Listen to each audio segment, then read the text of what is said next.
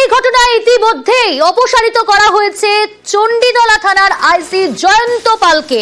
আপনাদের জানিয়ে রাখবো, এই ঘটনায় অপসারিত চণ্ডীতলা থানার আইসি জয়ন্ত পাল। চণ্ডীতলা থানার দায়িত্ব দেওয়া হলো সার্কেল ইন্সপেক্টর সন্দীপ গঙ্গোপাধ্যায়। কারো ডিটেল জানাবে রানা রয়েছে আমার সঙ্গে। রানা, হ্যাঁ দেখো, গতকাল হাওড়ায়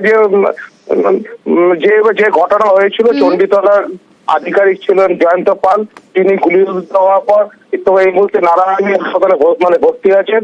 সেখান থেকে হুগলি জেলা পুলিশ থেকে একটি ফ্যাক্ট ফাইন্ডিং টিম তোমার গঠন করা হয়েছিল। তারাও আজকে শিবপুর থানা ও বাঁদরা থানায় গিয়ে তদন্ত করেছে এবং সেই তদন্ত রিপোর্ট অনুযায়ী হুগলি গ্রামীণ পুলিশ সূত্রে যেটা জানা যাচ্ছে যে এই মুহূর্তে তাকে সরিয়ে দেওয়া হলো। তার জায়গায় রাখা হয়েছে সার্কেল যে ইন্সপেক্টর আছেন সন্দীপ গাঙ্গুলিকে।